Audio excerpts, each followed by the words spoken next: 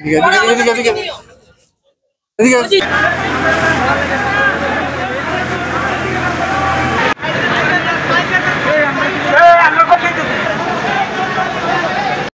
আপনারা দেখতে পাচ্ছেন আসলে আগুন 6 তলা ভবনের দোতলায় ওয়্যার হাউসে লাগছে।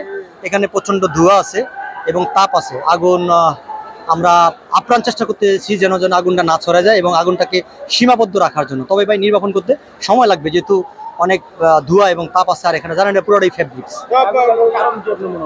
এটা এখনো বলা যাবে না ভাই। এগুলো আমাদের 9টা ইউনিট কাজ করতেছে এই মুহূর্তে। সকালে যে বাড়ি আইছে 8টার সময়, আর তো লাঞ্চে খাবার জানে আগুন ধরছে 12টার থেকে তো বাইরে অনেক ফোন করছিলাম, ফোন বন্ধ। বউ গেছে, বউ আর পোলা এক লগে কাজ করে, বউ ফিনিশিং করে, পোলায় 3 তলা করে। তো ওরা কয় বাইরেছে, তাহলে বাইরেছে মানুষ কো। আমাদের স্যারেরাই বলছে তোমরা বেরিয়ে যাও।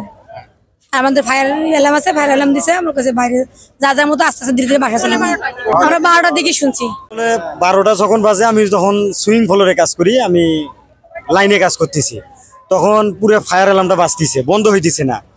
তখন সবাই দেখি যে মানে আচমকা একটা আর কি অনুভব করতেছে। অনুভব করার পরে যে কেউ কাজ কাম বন্ধ হয়ে দিকে তাকাইতেছে, হট করে বলতেছে যে আগুন লাগছে। পরে সাথে সাথে সবাই মিলে একসাথে আর কি নিচে নামিয়া গেটে আসি, দেখি যে আগুন লাগতেছে। আমরা কাজ করতেছি, কাজ করতে করতে হঠাৎ করে একজনে বললো যে আগুন লাগছে।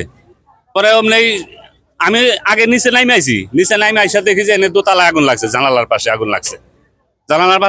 এই পাশে 2 সিঁড়ি বন্ধ, ওই পাশে আরো 6টা সিঁড়ি খোলা আছে। 6টা সিঁড়ি খোলা, ওই 6টা সিঁড়িতে নামলেও লোকজনের কোনো ক্ষয়ক্ষতি হয় নাই। ফায়ার অ্যালার্ম বাজার পরে সব লোকজন ওই দিক দিয়ে বের করে দিছে, খালি ওয়াশের গেট দিয়ে 1 নাম্বার গেট দিয়ে বের করে দিছে। ওইদিকে সিঁড়ি খোলা ছিল 6টা।